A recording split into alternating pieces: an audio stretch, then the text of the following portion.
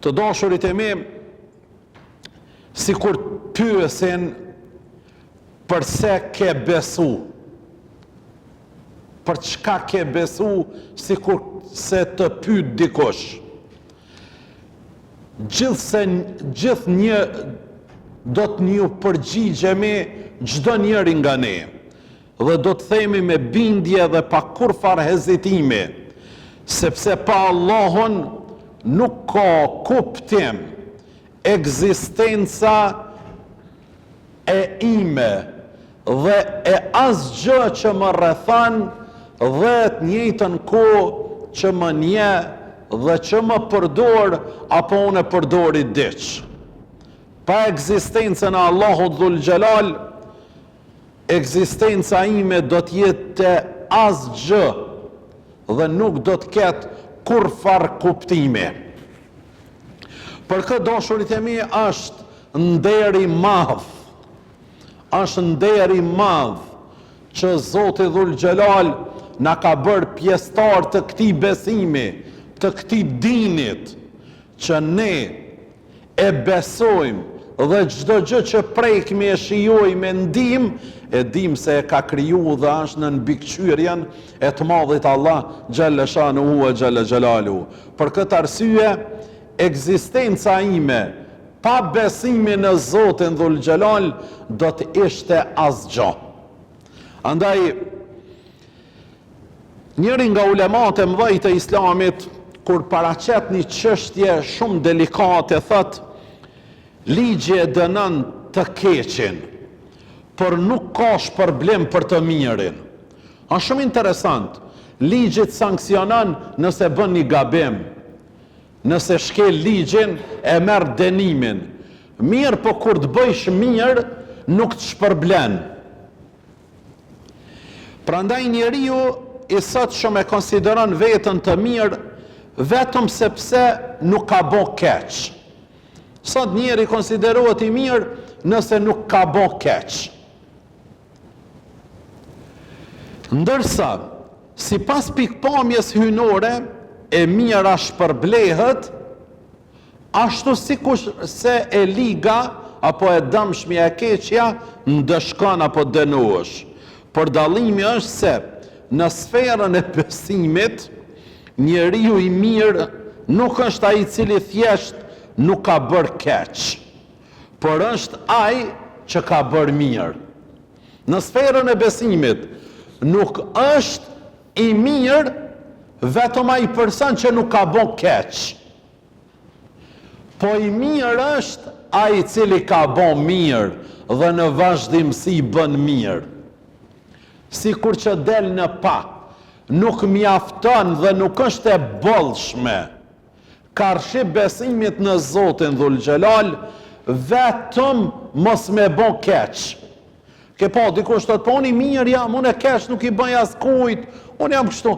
O burra, jetu bë mirë, a jetu lëviz për sëmbari diçka, a tu ta po hajrin dikush, a është duke u ndërtu kjo dynjon nga mirësia jote, a është duke prosperuar shoqëria nga idetë dhe nga puna jote, a është duke përfituar nga ti dikush. Po unë nuk bëj keq, nuk bën keq, mirë, po në Islam sferën e besimit është me automatizëm dush me bë mirë, që Zoti Dhul Xhelal më të shpërblyen edhe në këtë botë, po edhe në botën tjetër.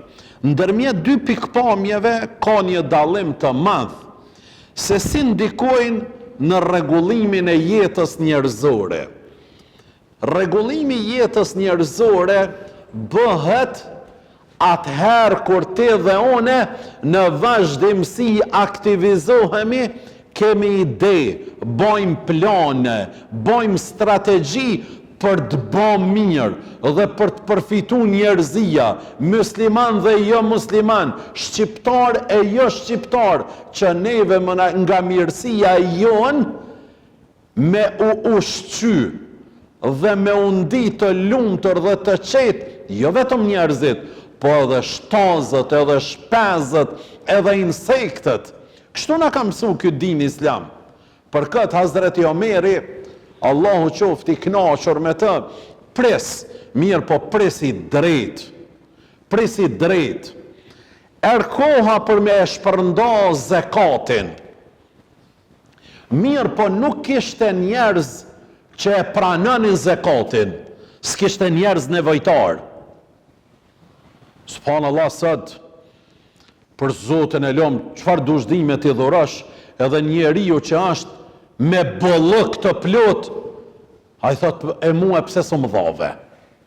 Po elhamdulillah more kiti. Po kemi nevoja, o gjofendi.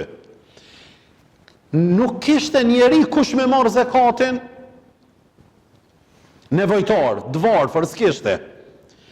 Kërkoj, tha, njerëz të cilët kanë borgje, e dojnë me i la borgjet, e nuk janë të pas mundësi me i pagu borgjet, hajdeni. Askush nuk paraqitët. Dikun tha, 33-a, që dëshirojnë me u martuen, mirë po nuk janë të pas mundësi ekonomike për me u martu. E janë i me marë, dhe ne u apaguj martesën, shpenzimet e darës mos gjitha. Nuk u paraqet askush. Hazreti Omeri çka bani? Morë me ato parët e zekatit, bleu drithra, dhe i shpërndajti në të gjitha kodrat e Mekës dhe Medinës. Duke i shpërnda thëjke, let hajnë shpenzët nga hajri i muslimanve. Edhe shpenzët kanë menfat dhe kanë dobi nga të qenurit besimtari devot shumë dhe njeri mirë. E mira nuk mjafton veç mos me bo keq. Po e mira Islami e kërkon me u aktivizu, me punu, me bo plane, me bo strategji për me e përhapën të mirën. Kjo është që e ban do thot diferencën. Për këtë, në pika e 2 dashurit e mi, gruaja e Omer ibn Khattabit, këtij prisit shumë të drejtë dhe të madh, një ditë thot, vinte në shtrat Hazreti Omeri për të fjetur, për nuk flinte dhe qëndronte duke qajt, i stresum, i mërzitur dhe përsërit ke fjalë të ndryshme. Ne i thëjshim, qfar ke o presi besimtarve? Ke arë në shtëpi, duesh me pushuën tash. A i thëjke u përgjeqke, ka marë përsi për punët e ummetit Muhammedit alayhi salatu wassalam. E në pjesën e këtij ummetit ka njerëz të varfër, ka njerëz të dopt, ka njerëz jetim dhe njerëz që u bëjnë të tjerët zullum atyre. Kam frikë se Allahu Dhul Gjelal ka më mpyt mu dhe ka me kërku llogarin nga unë për çdo njerit që nuk kam pas mundësi me jo afru një ndim, një përkrahje dhe një siguri. Pa i nuk qëndrojke dhe nuk mbetke vetëm në këtë pikë. Pa i thejke pa shatë madhin Allah, ja kam frigën Zotit Dhul Gjelal, se edhe një dele në rrugët e Bagdatit, nëse ju futet një therr, një gjemb, në këmbë, Allahu ka më marrë në pytje, pse nuk ja kam rregullu infrastrukturën, rrugën, edhe asaj dele, për mos me undi keq, dhe për mos me marrë as një lëndim. Po kjo është madhore, është gjigante dashurit e mi, dhe aktuale për ditët e sotme, që po jetojnë dhe njerëzit po kërkojnë përgjegjësi. Mirë, po kërkojnë përgjegjësi, e ato përgjegjësi duhet realizohen. Sa mangësien e kemi ne në këtë lokalitet, që nuk ndihemi të plotësum dhe kemi nevoja elementare të jetës tonë, A nuk ja kanë frigën këta që e marrin përgjegjësinë për me krye amanetin? Hazreti Omeri u frigojke se Zoti ka me marrë përgjegjësi edhe për një dele në rrugët e Bagdadit nëse ju ka fut një therr në këmbë. Është një mësim që neve duhet na hyn punë dhe duhet kemi konsiderat. E treta me radhë, dashurit e mi, Allahu ka futur në zjarr një person që ngujoj një kafsh të mos haj dhe të mos pi. E ngujimi njeriut është gjuna edhe më i madh tek Allahu Dhul Xhelal. Allahu e ka fut një në xhehenem vetëm se një macës ja ka mbyll derën, as nuk e ka lënë të lirë, po edhe nuk e ka ushqy. Si është e mundur që sot i ngujoj njerëzit në shekullin e 21 edhe shoqëritë më të emancipuara që e konsiderojnë veten i mbyllin njerëzit dhe nuk i lajnë për mi u fut edhe një qumsht për fëmijët e tyre, për me u shpëtu jeta e një fëmijut, e një të vjetrit, e një njeriut, musliman apo jo musliman. Si është e mundur? A kanë ndërgjegje këta njerëz? Atëherë, çfarë mund të thuash pastaj për ata që janë duke i nguju vendet të tëra muslimane nga ushqimi, nga pija dhe nga liria e tyre për interesat të veta, personale, apo parciale, apo çfarë do të qofshin ato? Dashurit e mi, në këtë pikë duhet jemi edhe ne shumë të kujdesshëm. Mos jemi breshkaktar për mbylljen e dokujt, edhe ne, me fjalët e tona, me veprimet e tona, me shkrimet e tona, me miratimin ton, mos jemi edhe na duke ndiku që dikush të vuj për kafshatën e gojës, që ne ta mbyllmi e mos t'i japmi mundësi punësimi, që ne ta mbyllmi e mos t'i japmi mundësi avancimi, mos jemi edhe na ndoshta shkaktar edhe pjesë e këtij fajti edhe këtij gjunahut. Të dashurit e mi, pika e katërt, Allahu nuk e ndëshkon një popull për shkak të udhëheqësit zullumçar që i sundon, derisa njerëzit ta mbështesin në zullumin e tij. Nuk ka me ndëshku një prez zullumçar, që është zullum. Kur ka me ndëshku? Kur popullata e përkra zullumin e tij. E kur të mbështesin qoftë edhe hipokrizisht, atëherë të gjithë meritojnë ndëshkimin. Besoni që çdo zullum që e marrmi, edhe lokalisht edhe globalisht, nëse është me miratimin, me përgdheljen, me ndihmën, me përkrahjen, edhe një pjesë të popullatës, të ulemave, të dietarëve, të këtyve ansorëve, atëherë bëhet zullumi i plot, dhe ata njerëz e meritojnë dënimin e Zotit Dhul Xhelal që të gjithë. E dashurit e mi, zullumçar nuk bëhet askush pa përkrahjen e masës, pa miratimin e masës. Për këtë, Allahu nuk i ndihmon neglizhuesit. Allahu Dhul Xhelal nuk i ndihmon neglizhuesit. Nëse për ta në kryerjen e asaj që ke për detyrë. Allah nuk e ndihmon be një përtac. Një njeri që dëshiron me shkop magjik me i kryen punët. Një njeri cili e lut Zotin gjithë ditën, o Zot, shto ma diturin e një libër nuk e lexon. O Zot, shto ma diturin e një ditë nuk shkon të mësuesi. O Zot, mjep pasuni e kur njerë nuk zgjohet në mëngjesin e hershëm për t'ju përgjigj punës, aktivitetit. O Zot, ma bën mua këtë që e dëshiron e aja është gjigante e mirë, po ky nuk lëviz. Allah nuk e don për tacin. Allah nuk ju përgjigjet duas së këtyve. Allah nuk ju përgjigjet duas e atina që e lut Zotin për shi, e rretharës tina e ka vadën. Allah nuk ju përgjigjet duas e tina. Allahu ju përgjigjet duas e ati apo të asaj që i kryen të gjitha obligimet që obligohet njeriu, masi ti kryen thot, o Zot, mje bereqet në ta. O Zot, ma shton mirësin e kësaj pune. Atëherë ju përgjigjet i madhi Allah Gjelle Shanu e Gjelle Gjelalu.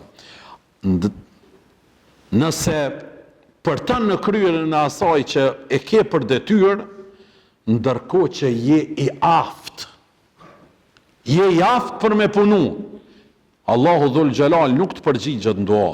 Atëherë si shpreson tek Allahu të ndihmoj, e ti nuk e ndihmon vetën tone.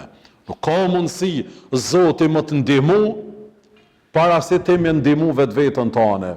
Allahu ty dhe mu ka më na i dhanë asaj që ja bojmë hizmetin. Allahu nuk është razi më ta dhon të keqen, po jet ja bo të keqës hizmetin, që ata ki me marrë. Jet ja bo hizmetin të mirës. Je i sinqert, këm gollës në të, insistus, Allahu ka më ta dhonën. Kështu që cilës t'ja bëjsh hizmetin, ke me e marrën shpërblimin. E ja ban të mirën do thot ke me e marrën për shpërblim. Të dashurit e mi, më ka pëlqy njëri nga ulemat e mëdhej, i cili është bashkohor, edhe kur flet për të korruptuarit, thojnë, këta të korruptuarit, po nuk është fjala të korruptuarit veç pare. Në shumë dimenzione të jetës, këta nuk ndërtojnë atë dhej. Ata ndërtojnë vetën e tyre dhe prishin atë dhejun. Edhe këta që janë të korruptuar ndaj punës, ndaj parës, ndaj dijes, ndaj pozitës, ndaj familjes, këta shkatrojnë atë dhejun e tyre, këta shkatrojnë folen e tyre, këta shkatrojnë shtëpin e tyre, kjo kategori e njerëzve. Për këtë të dashurit e mi, Mustafa Mahmudi, njëri prej ulemave të mëdhej të Islamit, thot tradhtarët janë 4. Thot i aft që nuk vepron. Ky janë tradhtar. Është i mençur. Është inteligjent. Mirë po nuk vepron. Ky janë tradhtar i vetës, tradhtar i familjes, tradhtar i fesë, tradhtar i adhëut. Ja ka dhonë Zoti mendjen e qeltërt, të pastërt, mirë po kë nuk vepran, kë a tradhtar. Tradhtarët dënohen nga Zoti Dhul Gjelal, edhe në këtë botë, po edhe në botën e përtejme. I aft që nuk vepran, është tradhtar. I dyti, i pasur që nuk shpenzon. Është i pasën, po nuk shpenzon o burr. Nuk investon asgjë. Bile me bo mi thonë, kemi nevojë diçka për xhami, ma në dytën xhumo nuk e sheh. Mi thonë kemi nevojë diçka për fshat, për lagje, munohet me mishe me shpirt me ikë. Mi thonë ka nevojë një student apo një studente për një bursë apo për një përkrahje, ai nuk të përgjigjet. Me thonë ka nevojë dikush e ka bën një libër që është shumë e nevojshme për rinin ton, për të ardhmen ton, ai nuk ta jep centin. Është i pasur, mirë po nuk investon, dora ti është e shtrydhur. Thot, ky është tradhtar që Zoti Gjelle Shanuhu e Gjelle Gjelaluhu këtë njeri nuk e dan. Nuk e dan i madhi Allah Gjelle Shanuhu e Gjelle Gjelaluhu. E treta, thot, veç re ullur nuk lëviz. Ullur re nuk lëviz, as gja nuk bën. Allahu Dhul Gjelal e qunë dhe e konsideron këtë njeri tradhtar, të ka dhonë Zoti shëndet, të ka dhonë Zoti mendje, të ka dhonë Zoti mundësi, edhe ti nuk lëviz, nuk aktivizohesh, Zoti i thot këtij njeriu tradhtar dhe thot e katërta, gjuhë që nuk flet. Ka dhonë Zoti aftësi të gjuhës. E shetë ligën, nuk ja tërhek vretjen. Ka dhonë Zoti Dhul Gjelal aftësi të gjuhës. Mirë po gjuhën nuk e përdorën për smari kur, veç mbrapsht. Veç mbrapsht. Ka dhonë Zoti aftësi të ndryshme.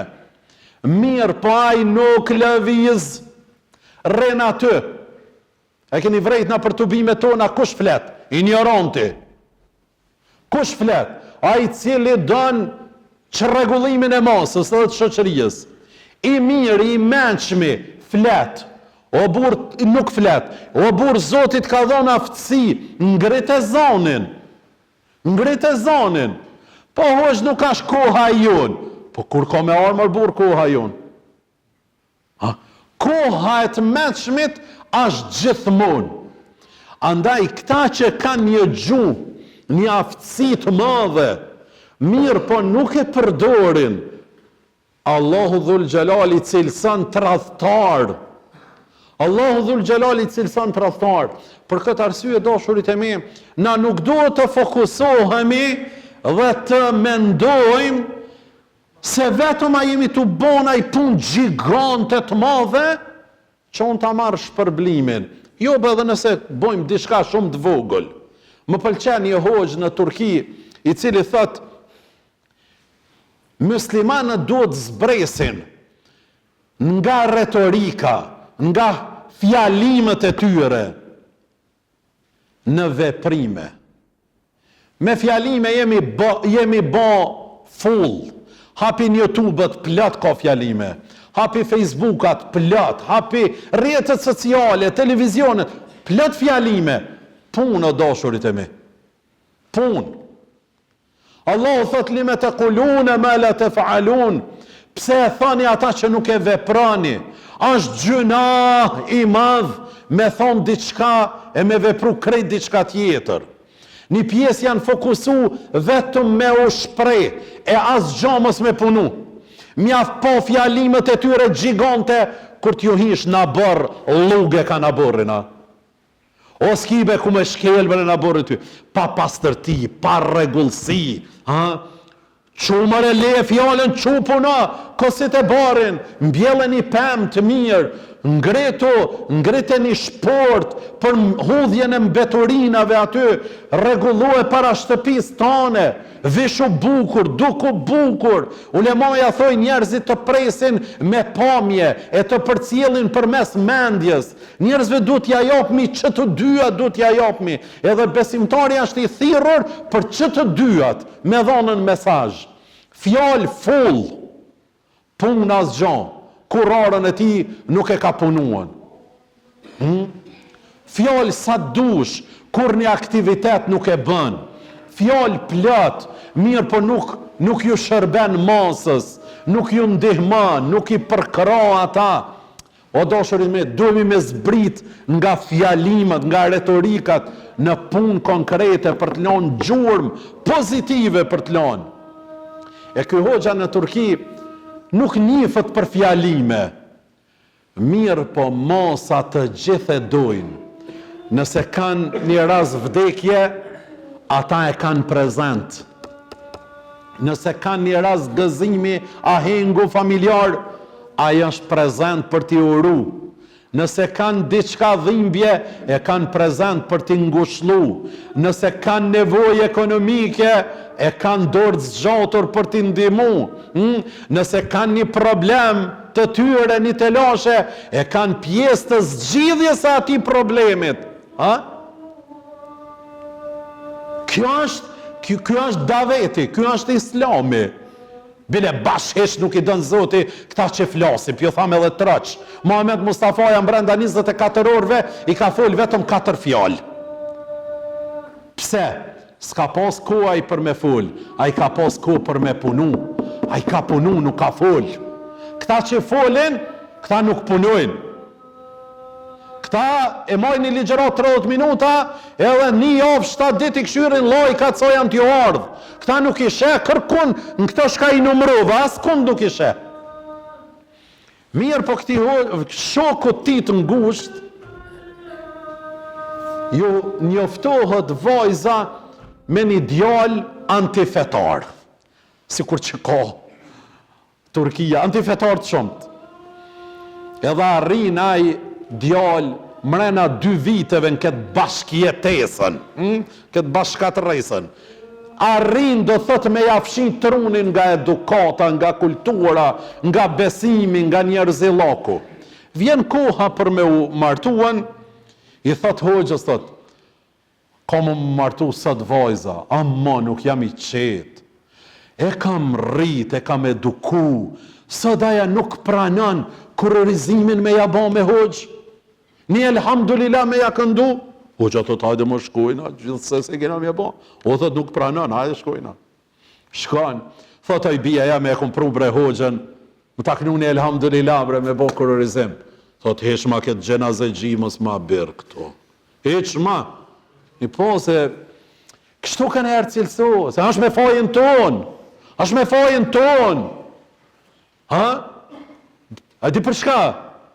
Se hoxhën me e thirë një pjesë të xhollarëve, me e thirë në një promovim të një librit, në një akademi shkencore, në një paraqitje televizive për edukat, nëse e thirrni, do thot për një mirëqenie, për një diçka, do thot ngritje intelektuale, nuk shkon. A hatru, s'm ke thirrën me vlod, s'm ke thirrën në xhenoze. Na vetja kina bo.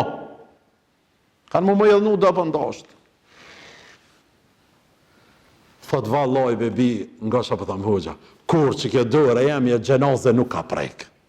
Pashat madhe në Allah, kur xhenoze nuk ka prek. Thot të najt me qase edhe ti e qase. Jo. Thot, une nuk kam të kënu as me vlod, as qelime, as kur gjën s'ka më të kënu.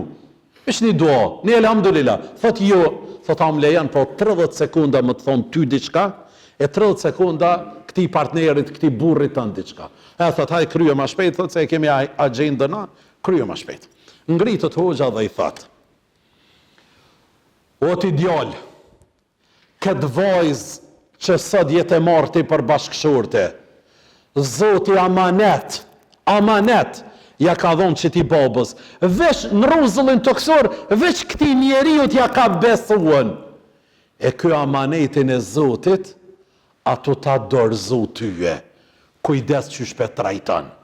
Unë ngrit kjo vojza, ngu e hoxhën, ndryshoj muhabeti, ngu e hoxhën që ato të thonë, ju këthy tash vojzës dhe pithat, oj vojzë, sot je duke marrën rrugën e jetës dynjas dhe të ahiretit.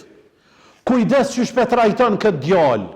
Mos bën pa lejen e tij asnjë veprim, po edhe nëse i merr dy lira Turkijës, mos i merr pa lejen dhe pa izën e këtina. Tash u ngrit djali, ngu e hoxhën. Subhanallah, tash ata i thojnë, hoxh, ka dush ban? E ngritët hoxha e këndon, elhamdulillah, e bandon e kurorizimit. Mirë po këtë thot, nuk kam ndodh ma me bon, pe atyre njerëzve që janë konë prezent, nuk kanë ndodh me pas një fejes apo martes, apo e heng familjar, përveç se e kanë thirrën hoxhën. Ky është daveti më i madh. Kjo është udhëzimi më i madh, kjo është fjalimi më i madh, kjo është mirësia më e madhe, kjo duhet vlerësohet, kjo duhet shmohet, jo vetëm ata që i këshyrin lajkat. Allahu na përdor për hajër dhe për të mirë. Alhamdulillah.